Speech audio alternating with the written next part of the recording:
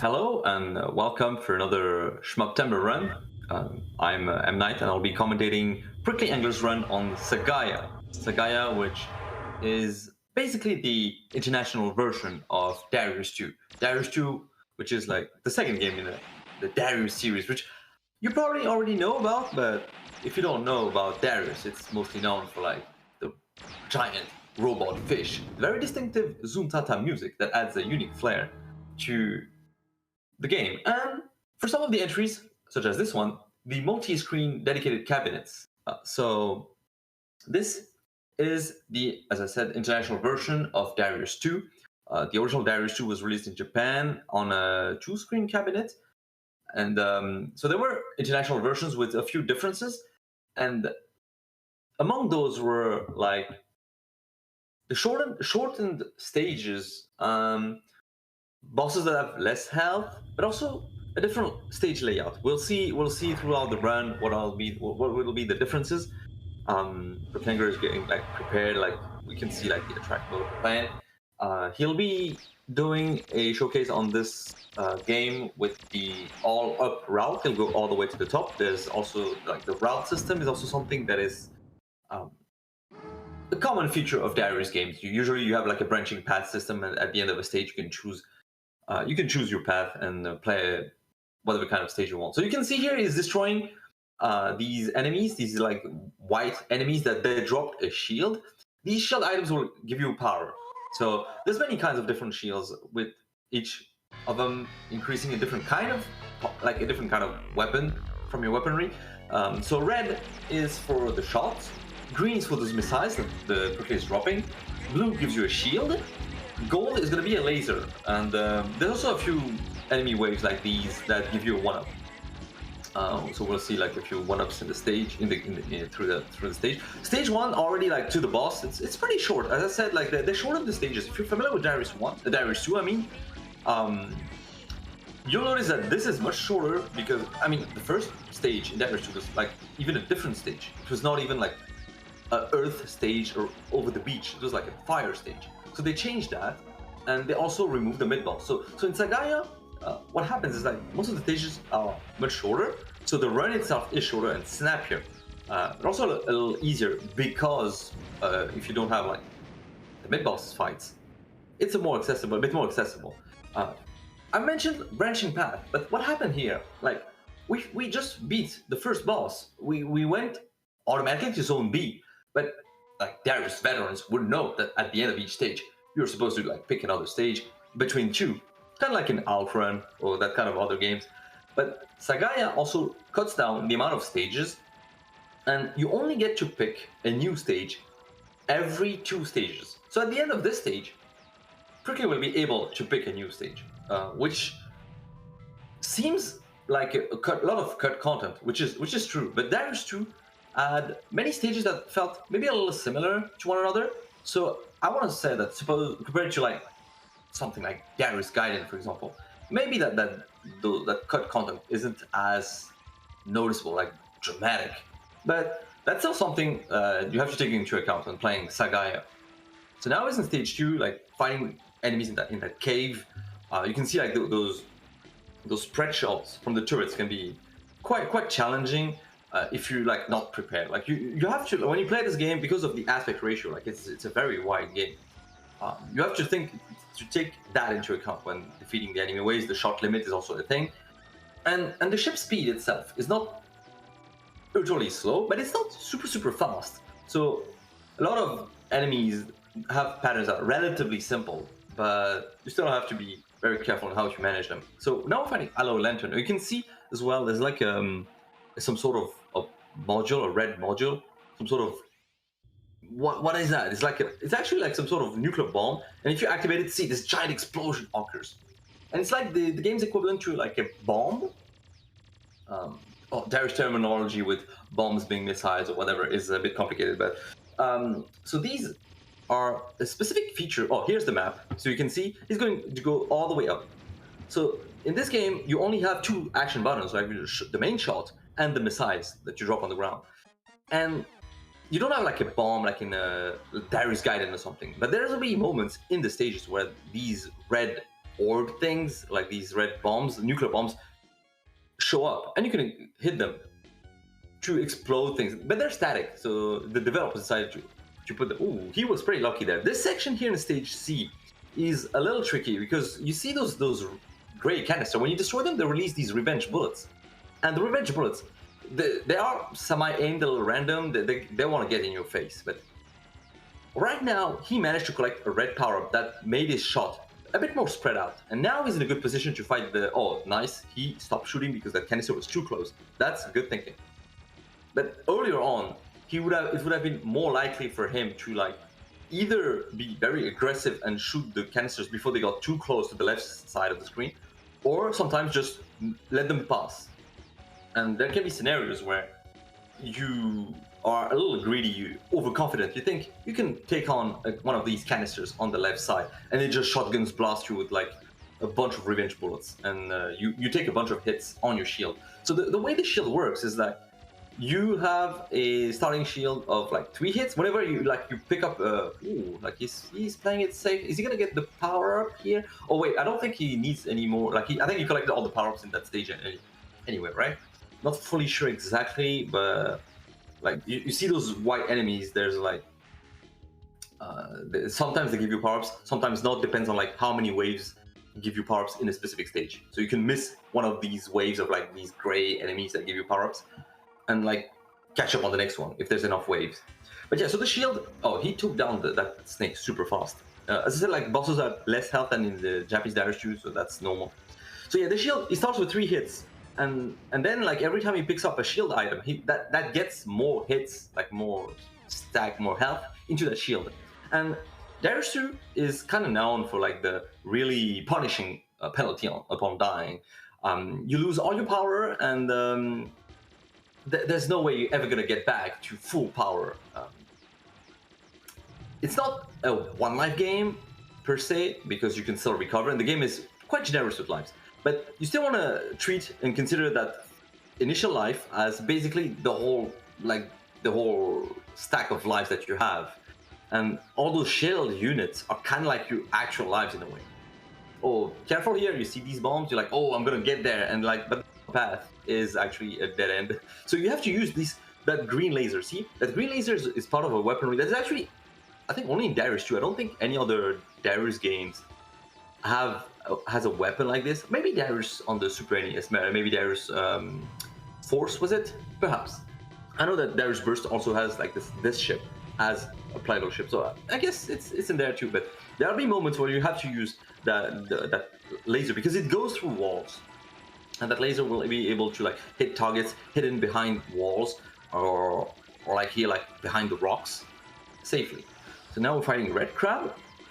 He's kind of moving all over the place, but quickly took down its first form, not in a very optimal way. Look, like you can see, like he was taking hits on that attack, on that second phase when like the legs were broken. But you have an optimal strat, a better, safer strat, where you destroy the leg when the crab is moving all over to the left or the right side, like close to a screen edge. So then you have like all the space in the world to avoid the bullets. But here it was in the middle. I think Prickly was probably like not super like prepared for like the crowd dying so quickly or something. I mean, the boss have a less health than in Darius 2, so the encounters, like in the Japanese version of the game, I mean, so the encounters last a bit, don't last as long, but you also have to like temper your shot sometimes, especially on that boss. So now we're reaching stage G. You can see these spinning turrets are like pretty challenging. The way that the spiral attack like is relentless, it just makes it really tricky to like get a shot in. And these satellite lasers are a bit scary when you look at them, but these are also another kind of enemy where you can use your green laser, and you're supposed to use your green laser to take them down, especially those that are hidden behind like a walls. See this one exactly, perfect illustration. And now he holds on shooting to see that wave of enemies. He wants to make sure they are on the right side before applying that bomb, and that because otherwise the power-up would spawn all the way to the left and despawn very quickly. Oh, and that power up was like for the rolling missiles. So now, like those missiles that can roll, go through like the crevices, like walk through the stage and take care of those ground turrets before they are like before you are forced by the scoring to get into that room. And that's interesting because in Darius 2, with the default setting, the default difficulty setting, you don't get enough power-ups to really enjoy that rolling missile when you get to that part of the stage. And now we're fighting Leadane. Leadane, which is a pretty long, I mean long, relatively speaking, a long boss in the sense that it has multiple phases. See, first he had to destroy all the 4 tentacles on the sides, and now he's on that second phase where he destroys the brain, like the shell's trying to crush him. And now, third phase again. This would have been a bit longer in Darius 2, but this is Sagaia, and in Sagaia boss fights are pretty snappy. He's already done with it. Wow, that went pretty well. Yes, he's actually playing on the Darius Cosmic Collection. To answer the question from chat, which has Sagaia, but also we'll see another like cool game to another cool version of the game. So now stage J. We're in Mars, yeah, because in I mean, I'm not exactly sure if in Sagaia we're on Mars, but in the original version of the game, we go through the solar system. You can see that he skipped that red power-up, that's on purpose. The way the shots work, the shot powers, like every individual shot that he has the same power, sort of. So, if you pick that power-up, had he picked that power-up, the yellow shot would have changed, like the center would have changed to a big blue and white orb that is in a way less powerful in terms of DPS because there's less individual shots, but it's bigger and thicker. So in this route, for this scenario, he wants to stay on that yellow shot. So that's something that it's not critical or like probably not as like commonly known, I guess, as Darius Gaiden, for example, where you want to stay on these white ball shots. But this is still a trick that can be used. There can be some situations and some routes where you actually want to power up. Maybe we'll see that later, who knows. And so now we entered that cave. This stage is also kind of interesting, or kind of like tense in a way, because you don't get any shield power-ups. And that's also the case in Darius 2 Japan. So what happens is, usually when you're going for your first clears and you haven't mastered the game yet, this is like kind of like the make or break stage if you're like gunning for a 1cc and not too far away from it. Because if you come in with no shields, you have like that pressure of like having to beat this entire stage without taking any damage, or you'll lose a life and then like potentially all your power. But you know that if you can make it and die like either on this boss or after on the final zone, you'll have enough lives to probably like limp to the final stage, like through the final stage. Because right now we are going to the final stage, zone M. So you can see that there are 4 final stages in this game in Sagaia. And one thing that Darius 2 added as a, well, maybe not issue, but one shortcoming, I guess, was that among its 7 final stages, there basically were only 3 final bosses. Like in the original Darius, there were a lot more final bosses, a much larger variety of final climatic encounters, including great things. But in Darius 2, there's only 3 final bosses. Now what they did with that like compressed layout is that every final stage has its own final boss. They get the 3 from Darius 2, and they repurposed a fight from Darius 2 as the Zone M final boss. So this boss is going to be somewhat of an exclusive, an arranged version for Sagaia. And you saw that mid-boss, that was so basically the rare mid-boss encounter in Sagaia, because in Darius 2 you would fight mid-bosses in every stage, and the final stage could have like 1 or 2 mid-bosses, but in Sagaia you only fight the mid-boss at on the final stage. And it's a little cruel here in the sense that you have to fight the mid-boss before you get the shield power-up. So if you're there without any power-ups, without any shield left, I mean, well, you will. Ooh, you took some damage here on that platform. But you can see that in Darius 2, in Darius 2, unlike some other games in the series, you can crash into a wall and not instantly die. You will take hits on your shield, but it will not instantly kill you, which is actually pretty great. And now, Killer Higia, which was a stage 2 boss in original Darius 2, but now is a final boss with two phases and like pretty aggressive patterns. Like, it is no joke. Oh, he's already out of shield. Prickly wants to go for the 1 life clear. Oh, and he took the hit. Yeah, but see, there's no checkpoints. So if you die, even though like you can see that the difference in power and shot is just tremendous. Like you just reduce to that like little like default P shooter, but it's still good enough. It's still gonna be good enough. And you can see that he has many lives. Because there's the 1-ups, there's the three starting lives. There's also like an extend every 700k from what I remember. So you can come in with a decent stack of lives, especially if you haven't died all the way there. And the fight gets a little more aggressive, I guess. But you can see like he's turning, the boss is turning purple. The boss is now dead. GG. That's a clear. If you die, I think, like, to answer your question, it's like if you die into like earlier, like midway through the game, it becomes very difficult to recover. You can recover.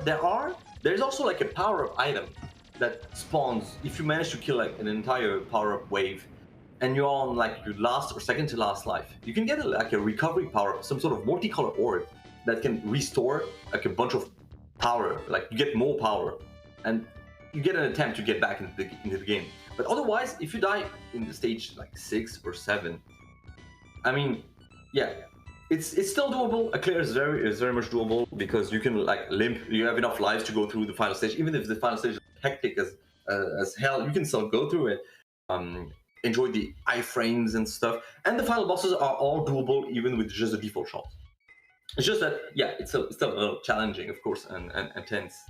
And so that was Sagaia. Yeah, very snappy, short game, but still a lot of fun.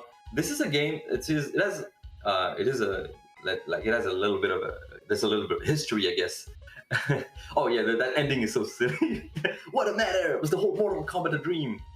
But yeah, this is a game that Prickly and I played as well at Coin-Op Legacy, which is like a French arcade organization association that created, like, set up events, and they had a cab of that game, Sagaia, like the Western version, the international version of the game, and that's basically how we first met, I believe. I was already kind of familiar with the game because I played it on MAME, and I was playing it, and he was getting into Shmups, and Darius Gaiden was one of the first Shmups he also played, and like that's how we bonded, I suppose. So it's kind of interesting to see like how much better he's at the game now. Oh man. And yeah, so that was Sagaia version 1 actually. So I mentioned that the compilation, the Darius Cosmic Collection, has a bunch of Darius versions, and you know, people will tell you on the internet, like, oh, you gotta check out the Darius Cosmic Collection. There's Darius Gaiden. Buy it just for Darius Gaiden because Darius Gaiden is so good. And that's true. It is really good. But you know, the true hipsters, like the connoisseur, will be like, yo, it has Sagaia V2. It's like a second version of Sagaia, like basically a third version actually, because there's Darius 2, the Japanese version. There's Sagaia, the first international version, and Sagaia V2, which is another version that was made for the international market. And that one is, I don't think many people were able to play that before the Cosmic Collection. It's, as far as I can tell, it was not playable on MAME or anything. So the Cosmic Collection is like personally, it was the first time I ever heard of that version of the game. And it's not just like this, like a black label with little tweaks here and there.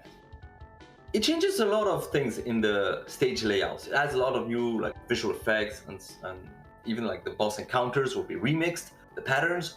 So PricklyAngler will do another run there on Sagaia V2, and he will showcase like a lot of stages, possibly like a bunch of different bosses too. We can see a comparison between the boss patterns, like in Sagaia V1 versus Sagaia V2. Also see new bosses and new stages. It's very interesting to see that we have like version 1 and version 2 in this collection, and it's quite interesting because that's just something that would have been lost to time otherwise. It's not very accessible. But thankfully, we will see that. So he's getting ready, I suppose. Maybe he will play like the attract mode or something. But so no, he's going through it. Okay, so you can see right off the bat, like the looks very different from the first stage in Sagaia. This is more similar to the Darius 2 starting stage, which was on the surface of the sun. Like, oh my god, I can't believe the heat shield technology on those Silverhawks must be insanely good. But this is a little remix as well, because the Sagaia, the Darius 2 version didn't have these buildings on the ground. So this is something new, adds a little bit more challenge, especially if you want to take down the waves. Oh, that wave, for example, is like, it goes away really fast. And in Darius games, you get a point bonus, if you destroy all the enemies in a single wave. So that's a bit of a challenge for score players. Now we can fight King Fossil, which is the mid boss of this stage. So it's interesting to see that even though most of the changes, most of the tweaks that made Sagaia more accessible than Darius 2 are still there, like the shortened stages, the removal of most mid bosses. There's still the first mid boss in that first stage, so that's interesting. So you can see that right now he's building up his weaponry, destroying all the enemy waves, and I mean all the gray enemy waves, trying to get like the power up to spawn. And now we're fighting Hypersting, which was the first boss in Darius 2 as well. It's a nice, interesting example of like what the nuclear bombs do. You can instantly kill the boss with that. So it's just a free boss. It's like, it's fun. And now onto Zone B. So just like with that Sagaia version 1, there's no route selection yet. There's gonna be one at the end of the stage. And now we're getting into like a stage that looks kind of similar to, like in terms of composition, to the stage B that we fought earlier. You are first in the outside in this grayish area, but later on there'll be a cave, and that cave segment will be a little trickier. Oh, see here, like he activated the bomb. He had to stop shooting. He didn't want the bomb to kill the last enemy in that power-up wave when that enemy was all the way to the left side of the screen, and because otherwise he would have missed out on that blue shield, that shield power-up. So now he's trying to aggressively, take down the truck. Yes, well done. That truck can be a bit troublesome, because if you let it shoot and you're behind it, the missile shoots like starts moving diagonally and then changes direction to rush towards you. But he played like, see here, like they tried to align with him, but he managed it pretty fine. Now you see there's also some turrets that you want to destroy before trying to get in, because the spread shots are like a little tricky. And these green laser spawners are bit of a menace if you let them, because they block the lasers themselves will block your shot. So here, like, he positioned himself to stay at the top, destroy the laser spawner, then destroy the turrets, the flying drones on the right side. Otherwise, the flying drones would have been safe, like shielded by the green laser. Now, remember this guy, Aloe Lantern? See, he has a brand new pattern. It doesn't work at all like in the original first version of the game. Like, this is like this overlap between these snake things that he shoots at you and the bullet patterns, and thankfully he managed to nail it pretty well. There's a little bit of randomness, I guess, in those blue snakes, so there'll be times where you'll be pushed upwards or downwards, so don't be too greedy. If you need to get away from the boss because you need to hit them out, if you need to get away from it. It's better. But here it was kind of lucky, I suppose. And Aloe Lantern is interesting because in Darius 2 you would actually go inside him afterwards and fight the second boss inside him. There's like a second phase, but this was cut entirely in the Sagaia version. All right, so Zone D, you can see like the backgrounds is like a very cool effect, which is like very trippy in a way. Like maybe like oh, he missed the power down. I wonder how that will affect the entire like routing for this stage. Probably not too much, but he's missing out on some spread here, which is a bit of a bummer, I suppose. See, this is why you want to be. Oh, okay. So he's probably gonna. All right. But yeah. So that effect on on the backgrounds is like something that's new. There's a few other set pieces and segments that they added, even though they indeed like removed a few things. One of the bosses, like the two bosses, when you play Darius 2 and you go inside a Aloy Lantern, there's two different bosses you can fight depending on whether it's zone B or C. Because remember, like in Darius 2, you can pick a different stage after every stage. So there's two stages too. So there's two versions of Aloy Lantern. And either you fight Steel Spine, which was the first boss in Sagaia V1, or you will fight Killer Hygia, which was repurposed as a final boss. So even though there's some cut stuff, actually you can find it elsewhere. They just rearranged things. But of course, it was still like an interesting set piece. It's kind of a shame, I guess, that they removed it. But I guess it's also why we have all takes on the Darius 2 formula, and it's fun to see like what they changed for each version, and like how Darius 2 is probably like a longer adventure kinda, but Darius Sagaia V1 and V2 are much snappier. So you win some, you lose some, I suppose. And now with Zone A, that was like perfectly fine, I suppose. I mean, I'd say it was. Maybe you can fuck up for this on this second phase of Hypersync, but no, he didn't. He didn't. So we'll go back to Zone B. So I said that Zone, like in every Darius game, you have the ability to pick a stage at the end of every stage. I mean, technically, not really. There's still some exceptions. Of course, like there's like some console ports. Darius 2 has so many console ports. On the Mega Drive, on the Master System, I think on the PC Engine as well, like Super Darius 2. So, I mean, there's lots of remixes, and I don't remember exactly, but I think the Master System version especially didn't have like every single stage available. Darius Burst on the PSP is also like that, kind of like this one in terms of like stages you have to play before you're able to choose. Like you have to play stages A and B every time, but then you get the ability to choose at the end of every other stage. And yeah, the game sports are kind of interesting, because how do you translate a game that is made for two screens like this into a single screen game and still make it interesting and fun to play? And all the ports try to answer that question in their own way. And sometimes it's like how it's kind of difficult to say, because I feel like from my experience, most of the ports actually do a fairly decent job of recreating that Darius 2 experience. It's not widescreen for sure, but you probably don't really miss it. But I mean, you can try them out.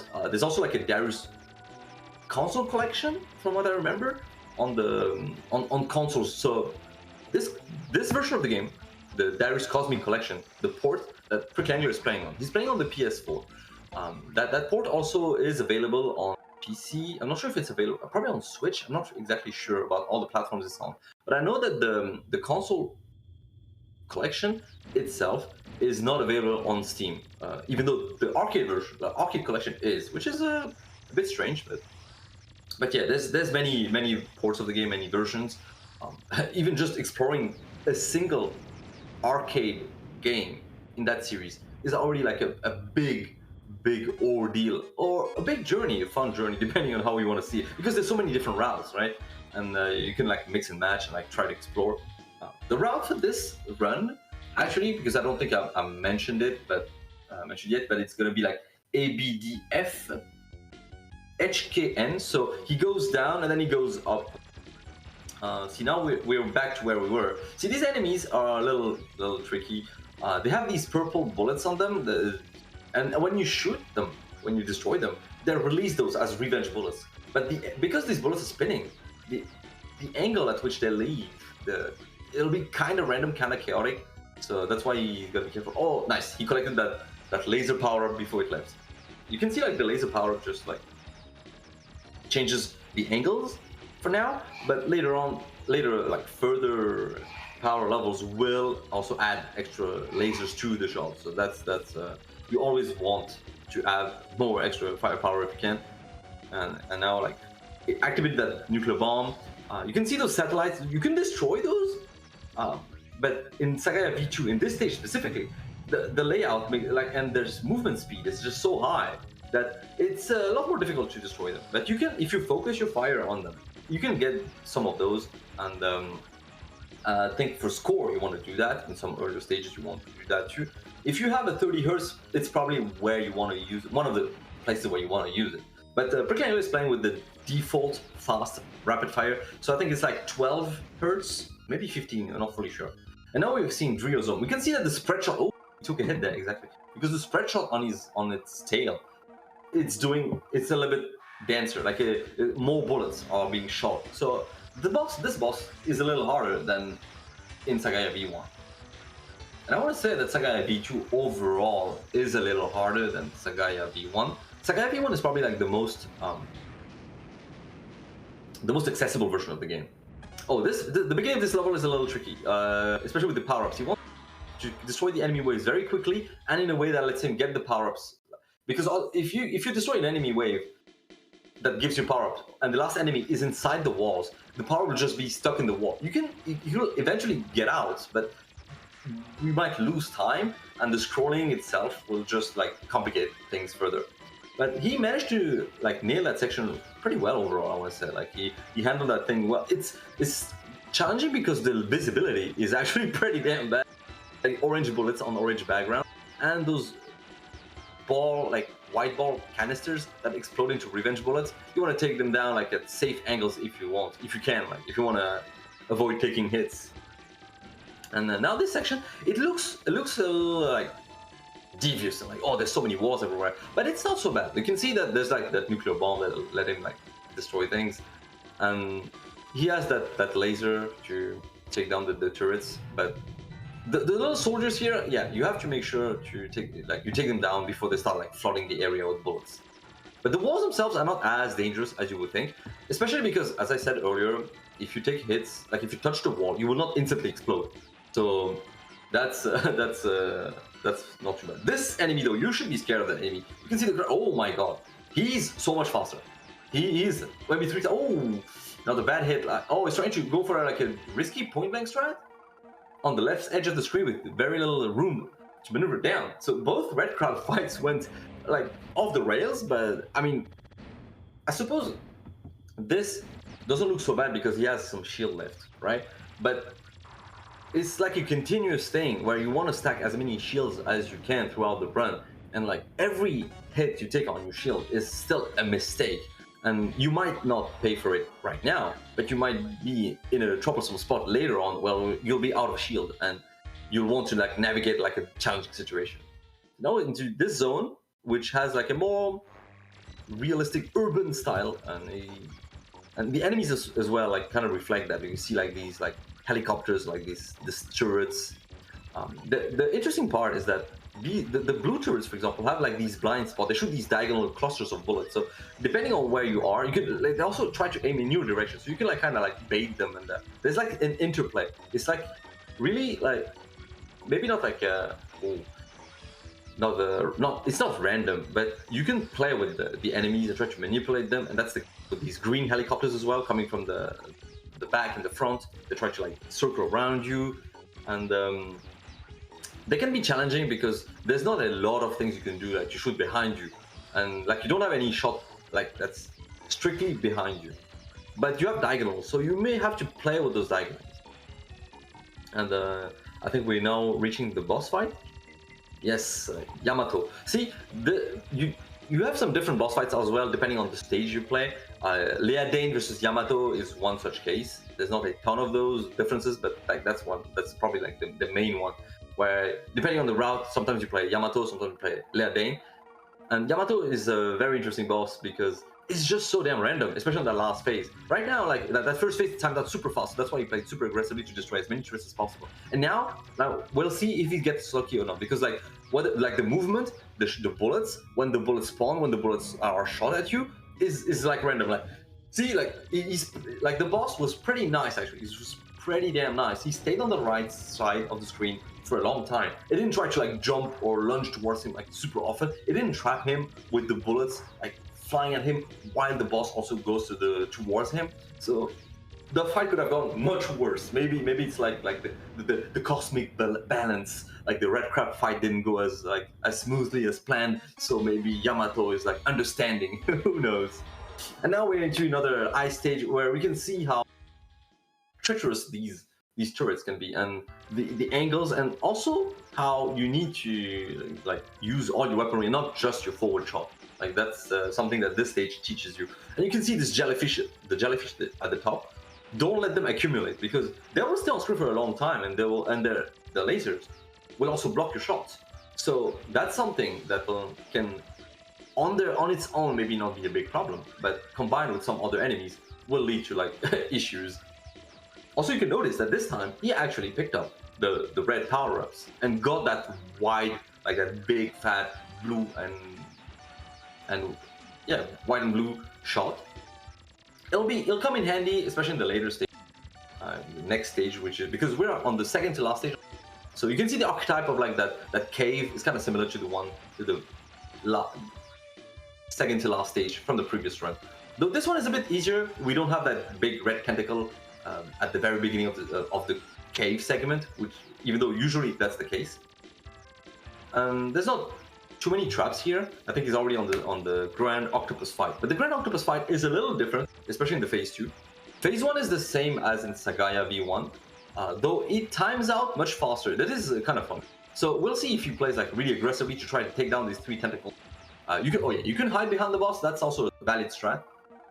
I believe this time was like 10 seconds or something, but see, like those are already dead. Now the octopus, like on Sagaia V1 or Darius 2, you want to move in circles above the octopus, but here, because the octopi are like rushing towards the left side, he just goes back and he tries to take them down like as many as he can, and that didn't seem too difficult here, which is normal because he has power. But if you died and you get there with default power, it can be a lot harder because the octopi just keep spawning, and there's so many, and they're just partying all over the place. And thankfully that's not what happened here, because he still has power. Now Zone N. Zone N is a little challenging to say the least. There's a little intimidating as well, because you can see like your movement is restricted by all these walls, and there's turrets in like the worst places possible. And see, there's is he gonna get the power up? Yeah, he got the power up. So, and then there's the mid boss. The mid boss here is probably like one of the big source of challenge in the stage, because it doesn't give you a lot of room to move. Like these spread shots are like pretty nasty, and the purple laser, you really don't want to get in it. You don't really want it in your face. But he's doing a good job, and oh, yeah, he took a hit there, but he still has shield. This is one of the reasons why he wanted to use that shot upgrade, because the shot upgrade gets a little better inside the walls, so it gets easier to like hit enemies, including that mid boss with it. That section is gonna like trap you the first time around, because these enemies are just like relentlessly keep attacking you, and you have like to strain. Is he gonna get that power up? Yeah, he got that power up, which is perfect to destroy that turret that was hidden in a little crevice here. He was on that segment. He took the bottom path. The top path is a trap. I mean, you could get it, but like the truck is gonna get so many free hits on you if you're not super aggressive. So he decided to go to the bottom path, and that bottom path is pretty good. All right, now onto the final boss, Little Stripes. Yeah, that stage was not super long, like as most stages in this game, but it was like quite challenging with all the like if you're not familiar with like the layout of the stage, you're just gonna get surprised. But Little Stripe seemed like a fairly unassuming boss here. Like you can even go behind him, but that would be underestimating him, because when you destroy all the parts, it goes on to that second phase with the fireballs and those fast spreads. The fireballs are trying to home in on you. It's like a precursor to like the homing lasers you will later find in some title games like Race, Force, Race Storm, and so on and so forth. Is he gonna get the one life clear? Like he's trying to dodge the fireballs. Oh, he was very close to like taking a hit there. The spread shot is as fast as ever, and the boss almost has no life. It's oh yes, nice. Ooh, that was down to the wire. See all those shield hits on the red crowd, like you can see them like take effect like so much later. But it could have cost him the one life clear, but thankfully it didn't. So congratulations for another clear, and this time like actual one life clear. Awesome. everlasting peace for Darius inhabitants until the next game or something, I guess. So it's interesting to see also like multiple endings. There's various endings in the game, and he managed to find routes that showcased different bosses, different stage backgrounds for both games, and also different endings. So I hope you like the showcase of like and the runs of Sagaia V1 and V2. Pretty cool game. I think the Darius 2 in general seems like a bit of an acquired taste, especially because of the power down penalty when you die. But it's honestly like a very cool game and very fun to play once you like get into the mindset of, you know, accepting that, okay, if you die, you lose all your power. You're never gonna get to max power that you had before. But if you want to get into the game, I get the feeling that Sagaia V1 might be like an actual good entryway, introduction to Darius 2 in general. It's and Sagaia V2 might also be worth checking out. Yeah, so I don't know if maybe he's gonna like come in to have some comments for his run. Not sure, but yeah. Either way, this was a cool game. This was a cool run, and yeah, see you around for some more Shmup goodness on Retro Gaming Live TV.